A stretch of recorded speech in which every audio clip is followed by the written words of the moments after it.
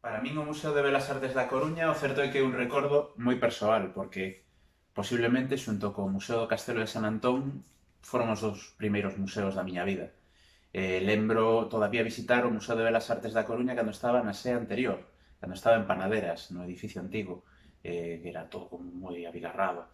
E lembro tamén a primeira visita xa na nova sede, no edificio actual, no de Manolo Gallego Jorreto.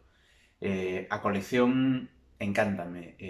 Aprendín a ver a arte en boa medida grazas a moitas das obras que están no Museo de Belas Artes. Todavía lembro eses grandes cadros de Carducho que xa fai moito tempo que non están no museo. Pero de entre todas as pezas, hai unha que para min destaca moitísimo, é unha das grandes obras mestras do museo, e hoxe non vou a falar de Luis Seoane, que é unha debilidade miña, senón de outra debilidade que é Rubens.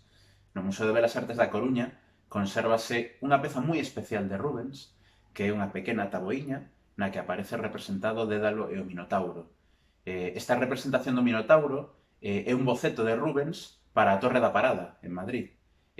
Rubens normalmente non pintaba os seus cadros ou moitos dos seus cadros por completo, senón que o que facía era coller pequenas taboas, como esa que está no Museo de Belas Artes da Coruña, facer na táboa como quería que quedase o cadro e despois, cando estaba contento co resultado, yo pasaba ao seu obradoiro no que traballaban moitísimos grandes pintores, como por exemplo Van Dyck, e eles eran os que pintaban o cadro final. Temos moitísimos exemplos deste tipo, e temos a sorte de que se conservan algunhas desas tabuas, moitas realmente, do proxecto para a Torre da Parada, e en algúns casos tamén conservamos no Museo do Prado en Madrid os cadros finais.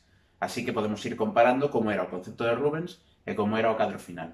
Isto é unha das cousas polas que me interesa moitísimo ese Minotauro de Rubens, porque é incluso máis Rubens que moitísimos dos cadros de Rubens que están nos museos, porque ese sí é o boceto ou a idea, o concepto que saía da cabeza do mestre e que el pintaba sobre esa táboa.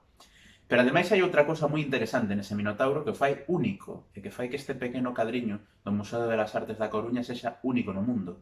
E que Rubens era un pintor moi erudito. Era un tipo que lle gustaba caracterizarse por ser unha persoa culta, con moito coñecemento, con moito xogo intelectual.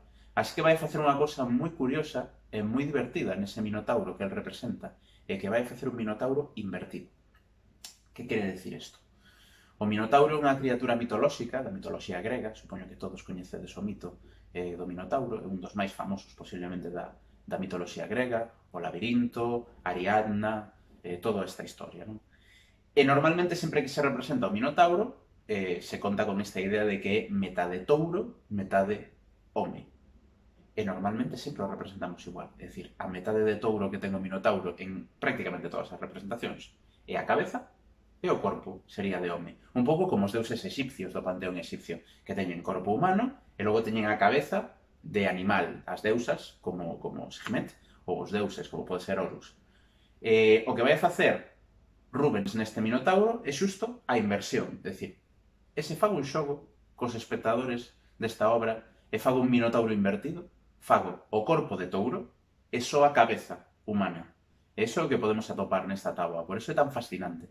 Dalle un xiro completamente diferente ao concepto do Minotauro tradicional e xenera unha sensación que é moi curiosa e ao mesmo tempo pois tamén estaba pensado para que os espectadores e espectadoras da época dixesen: ah, mira, que inteligente este pintor.